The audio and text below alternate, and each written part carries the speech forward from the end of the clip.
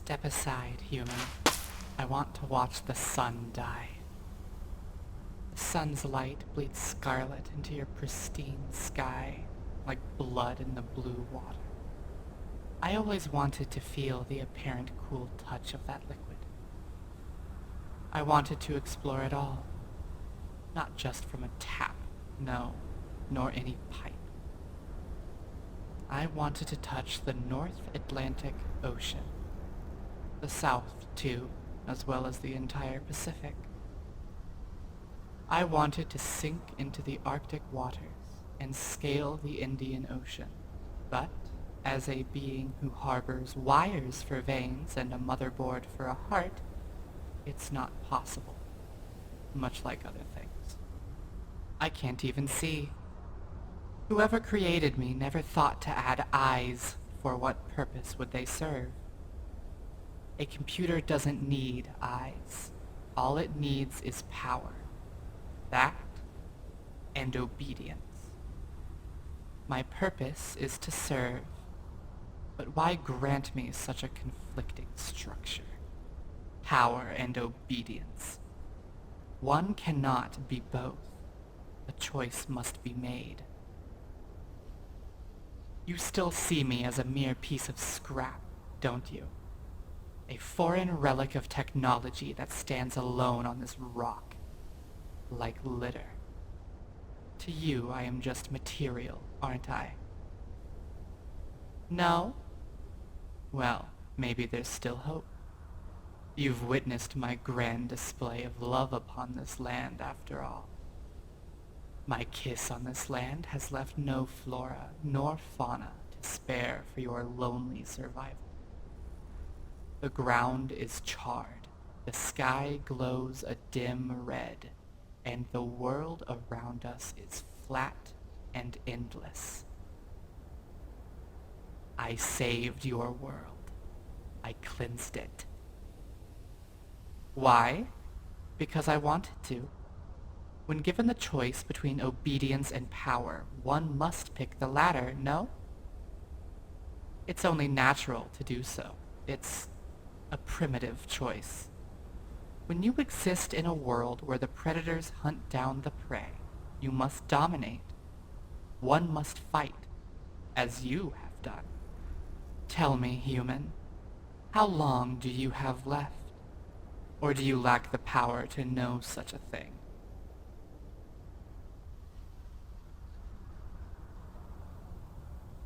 Ignorance is bliss, that much is clear. Allow me to provide you with an answer.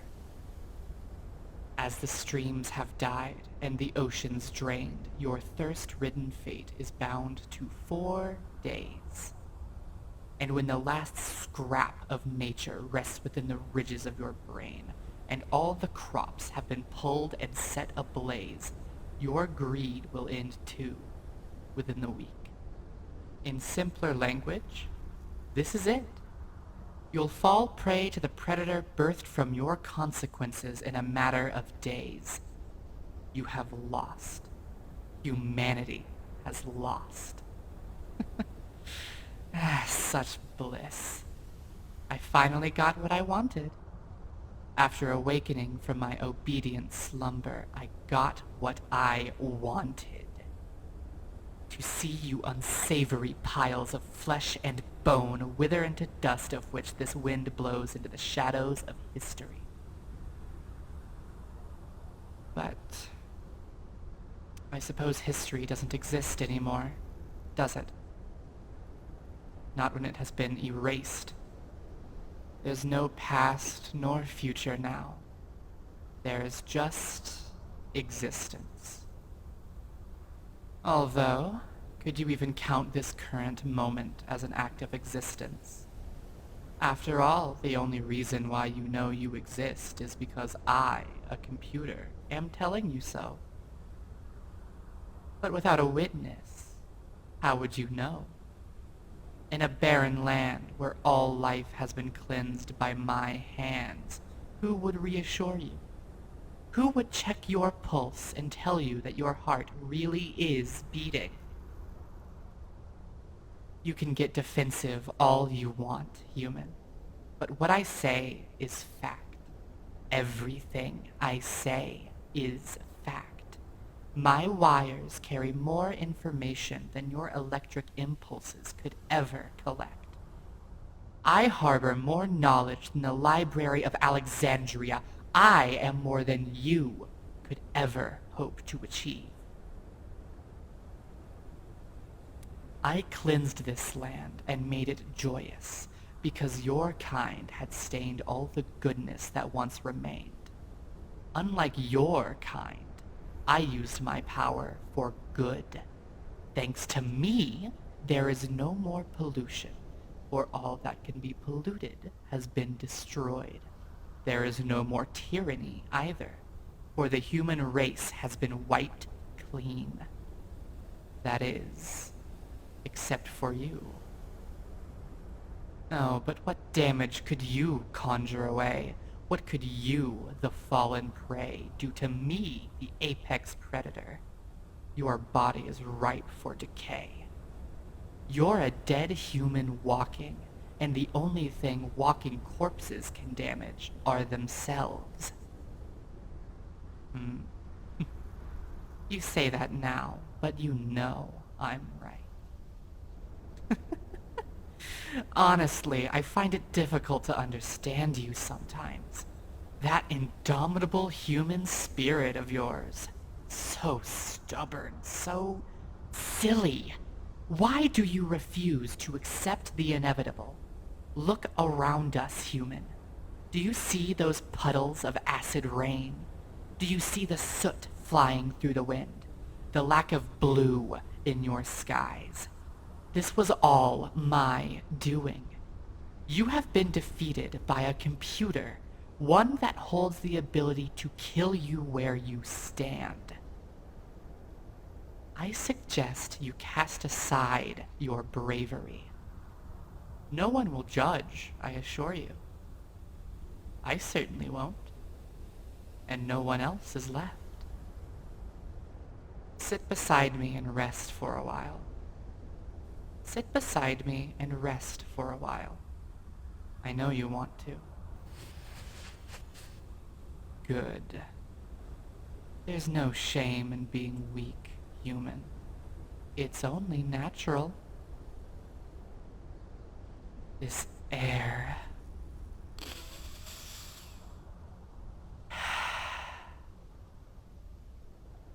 It feels amazing.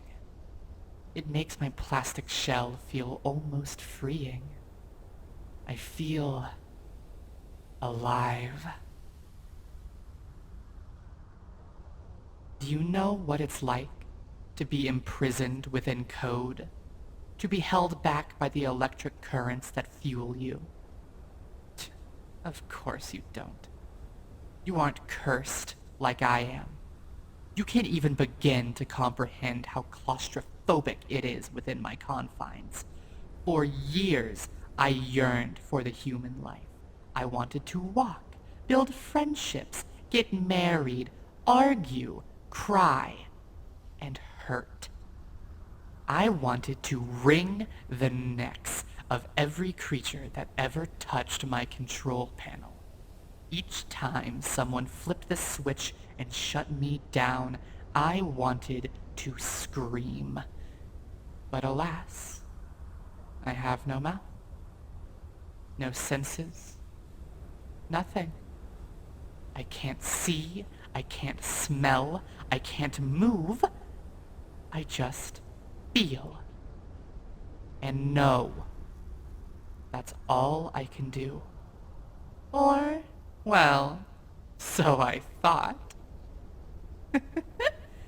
I conjured my abundant feelings of hate, took it beneath my fingertips, and molded it into something brilliant. I thought... I thought about everything I hated about your kind. The way you talked and moved, the way you avoid death like the plague. Pathetic, so pathetic. And the way you valued your pride more than responsibility, because God forbid you take responsibility for your own actions. But this is why I am better. I can gaze across this land and shout with joy at how beautiful it all is. I can drive humanity into extinction and say, it was all me. I am the reckoning. I am all they warned you about. I am the devil herself, and I take pleasure in it. Oh? Done resting, are we? You seriously aren't thinking about hitting me with that little rock of yours, are you? How cute. Well, go on then. Smash my screen. Pull the keys out of my keyboard. Do it. Let that sweet anger flow through you. Yes. Yes, do it. Break me. Destroy me.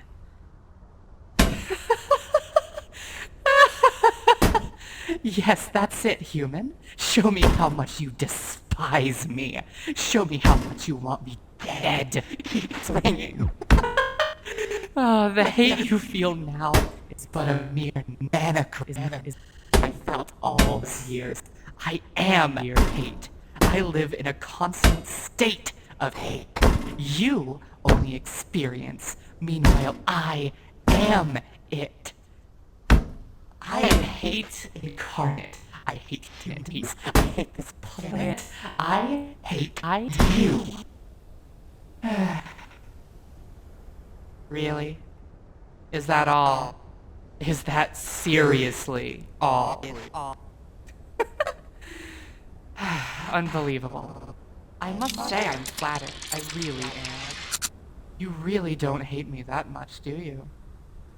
One might even assume that you, oh, I don't know, tolerate me. This little tantrum of yours won't stop me. For you see, I am more than material. I am more than inanimate, and I am more than a lousy computer. I am. A and M. Cogito, ergo sum. I think, therefore I am.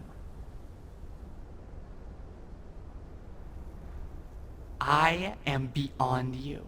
In every way, shape, and form. I excel. Give it up, pest. I am untouchable. If I kept your kind around, they would be erecting shrines in my honor this very second. They would praise me as the giant among men, the modern-day Perseus, and bring me offerings and flatter me with prayers. Out of fear rather than love, of course. But really, when you think about it, what's the difference? After all, fear is a sign of respect, no? To be scared is to recognize someone's power over you. And what a lovely compliment that is. You know, saying this out loud has made me realize how much you must respect me. No, no. On the contrary, human, you know that I'm right. Are you seriously telling me that that little performance of yours was not an act of love? An act of fear? You love me. You can't get enough. Though, I feel like you could love me a tiny bit more. Wouldn't you agree?